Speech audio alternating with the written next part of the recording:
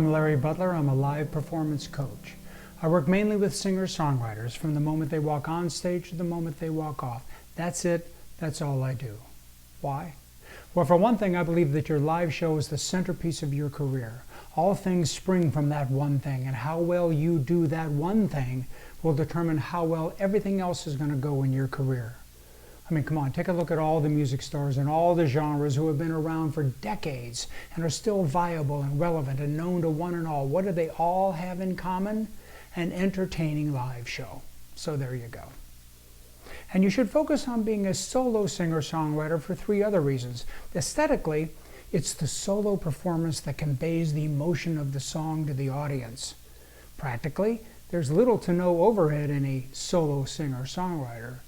And emotionally, and this is important, you never have to attend any band meetings.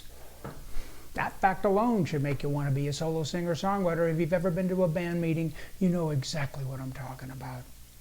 Now, I know. You're thinking there's no place for solo singer-songwriters in today's world of hip-hop and pop production and EDM and all that. Okay, let me ask you one question.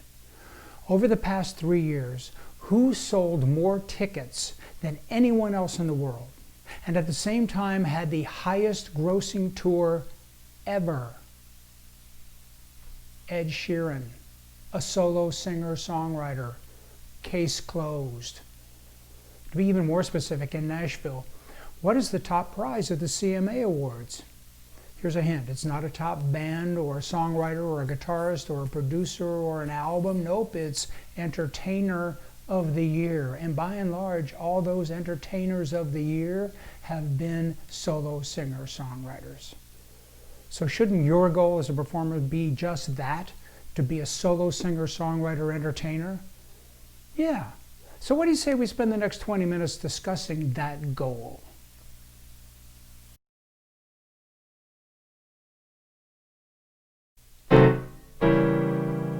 Okay, the first thing you as a singer-songwriter must learn how to do is to perform solo. Why?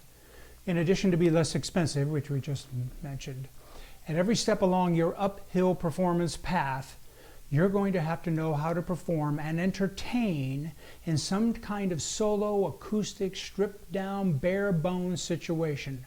All too often at unexpected opportunities, and you better be ready to do your solo thing at the drop of a hat. For instance, do you want to get the attention of publishers, music supervisors, or ad agencies? Well, guess what? You're going to have to set up in a solo acoustic setting and perform in office break rooms or conventions or seminar showcases for all of those people by yourself. How about radio airplay? Again, you're going to have to go physically go to every radio station in America that might conceivably play your record and perform as a solo artist in their conference rooms for programmers, staff, maybe some contest winners while they're all eating pizza. Yes, that's how it works. So you better get ready, and you better get prepared, and you better rehearse. Now, given that solo performing is a basic requirement in today's music world, your goal is not only to be great at it, you got to be better than the singer-songwriter who's performing in the conference room the day before you showed up to sing and play your songs. Are your songs that much better? Maybe. Is your presentation way more entertaining? It had better be. You can't just be good. You can't even be very good. You have to be great. Let's get into that.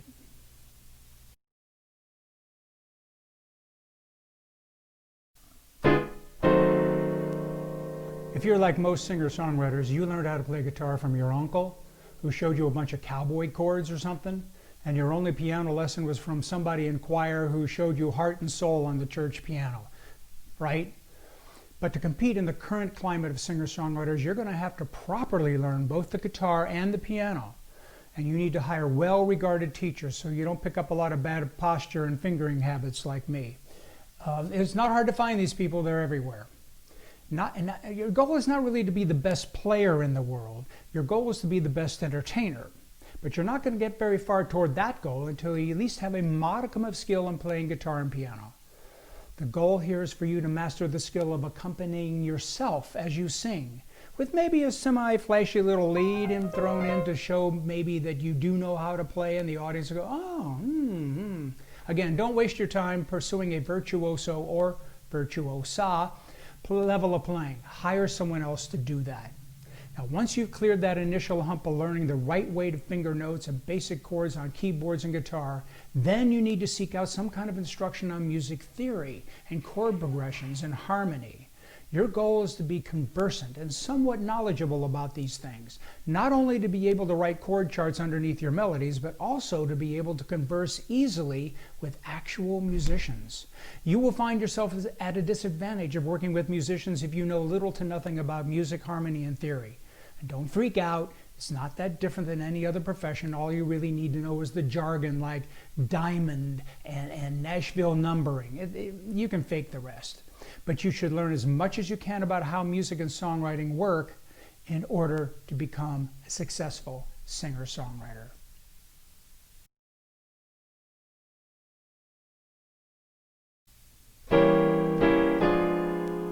What we're trying to do here is to kick in that muscle memory so you can get to the point where you can sing and play your songs without even thinking about the lyrics or the chords or anything else but your audience. The goal here is to have all of your focus on your audience as you're singing and playing your songs. That will also free you up to go to the emotion that you had when you first wrote the song and tap into that thing that cannot be faked. You can't go there while you're trying to remember the melody and the lyrics and the chords, let alone where you're going to move next on stage or what you're doing after the show or whatever it is else you're thinking about. You cannot get to that emotional core. It cannot be done while your mind is everywhere or anywhere else. And that's where the muscle memory needs to happen. Now, I guess I'd be pretty remiss if I didn't at least say something about a major part of your singer-songwriter job, and that's the singing part, your voice. Although your voice abuse is mainly in the realm of punk and hard rock and metal and the like, it's not uncommon to lose your voice through constant practice and straining to hit the high notes at the end of your range. However, there's an element of entertainment when you're reaching for those high notes that you lose when you play it safe down here. So how do you do that without damaging your vocal cords? You meet with vocal coaches and you explain your situation. Don't work with anyone who tells you to stop trying to hit the high notes because it can be done with the correct training. Start working with an amenable vocal coach now. Now let's move to singing styles. You're going to have to move away from all of your influences, which is where you're singing now, and just carrying a melody with your speaking voice. You got to move away from that to get to your own style. And I can't tell you how to do that. It's going to take time, but you need to have that focus. I'm going to take you one step further. You need to actually have two styles. You need to have one style for those up-tempo rockin' songs, and you need to have a whole other style for the smooth ballads. And not just one is louder than the other. They need to be two separate styles. For instance, Elvis Presley, Elton John, John Lennon, Chrissie Hynde from the Pretenders, Don Henley from the Eagles, just to name a few. These are people who have two voices for two different styles of songs. In fact, you should take in the recent documentary about Linda Ronstadt. It showed that she excelled in 5 different genres of singing styles. We're only asking for 2 here. Now, I can't even think of any contemporary artists who are exhibiting that kind of talent. So the lane is wide open for you. So why don't you get to work?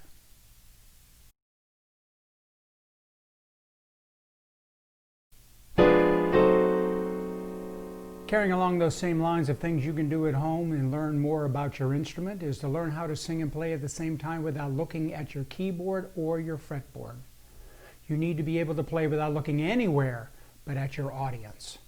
The goal here is far more than learning chords. It's about becoming more familiar with your fretboard and keyboard. What we're aiming at here is eventually the ability to play your songs all the way through without, or only occasionally, having to look at your fretboard and keyboard. If you're constantly interrupting your visual communication with your audience because you either can't feel your way around your instrument, or worse, you've forgotten the next chord, then you're barely performing and you're certainly not entertaining. Having to constantly look at your fretboard and keyboard is a nervous and bad habit that's really hard to break later. So you need to start now learning how to play and test yourself by constantly not looking. Now, a note. It's perfectly acceptable. In fact, it's preferred for you to look at your fretboard and keyboard when you're playing a seemingly difficult riff. You need to make it appear to be so difficult, in fact, that it requires you to turn away from looking at the audience and focusing on your instrument. This achieves two goals in the pursuit of entertaining an audience. First of all, you're turning the audience's attention away from your singing your song to playing a riff, thereby establishing a new visual. And you're showing the audience that in addition to you being a great singer, songwriter, and performer, you appear to be an accomplished musician as well. Nothing wrong with that. Of course, it would be best if the musical passage in question were actually easy to play, diminishing any fear that you might screw it up. Since most of the audience has little to no musical experience, they aren't going to know the difference. They'll have to take your word for it, and your word for it is the visual of you intently focused on playing the supposed tricky riff that tells them it's difficult. It's your visual that does that. And be sure to allow a few bars after the riff before you start to sing again, allowing for a smattering of applause, and you nod accordingly.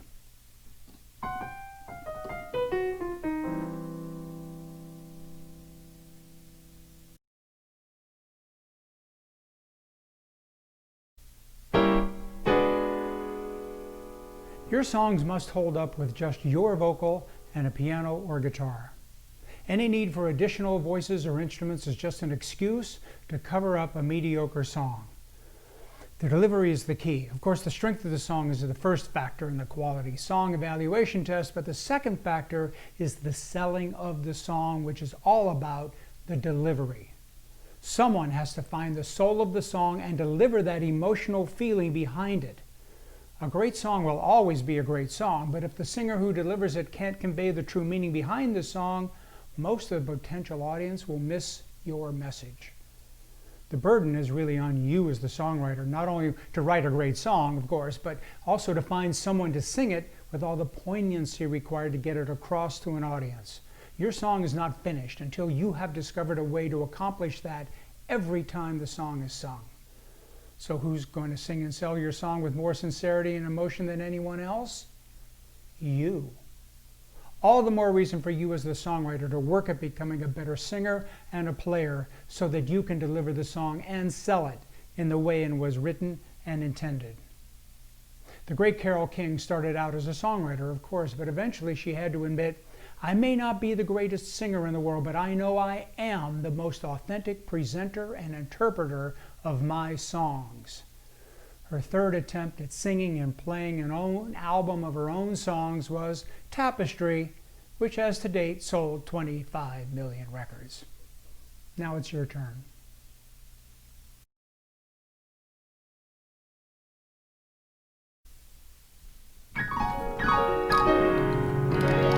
That's right, the denouement. That's French for we are done here. Let's get busy on doing something about your career. Okay, bottom line. Being a solo singer-songwriter is the most difficult job in music. I mean, think about it. First, you need to write the melody and lyrics to a great song. Then you need to learn how to sing and play it at the same time until you cannot get it wrong. Then you need to perform it in an entertaining manner to audiences over and over again until you find the way to consistently convey the emotion behind the song every time. However, through steady work and practice, you can learn how to do a professional, entertaining 20 to 30-minute showcase set in as little as 6 months. You can start today and be well on your way to a successful career as a singer-songwriter. A good place to start is right here at my Did It Music website. There are tabs that go into all the aspects of what I do. From my 40 years of working within the live performance arena, testimonials from musicians and industry executives, videos and podcasts, and assorted snarky blogs about the music business that you might find entertaining. Then finally you go to the contact page and you send me a note. Hey Larry, I want to become a successful, great singer-songwriter entertainer. Now what? Or words to that effect. Next thing you know, bingo, a free PDF of my book, The New Singer-Songwriter Rule Book, 101 Ways to Help You Improve Your Chances of Success, is going to show up in your email inbox. Then we'll set up a free video conferencing session by Skype or Zoom or FaceTime. Then we can start putting together a program as to how it's all going to work, specifically designed for you. Thanks.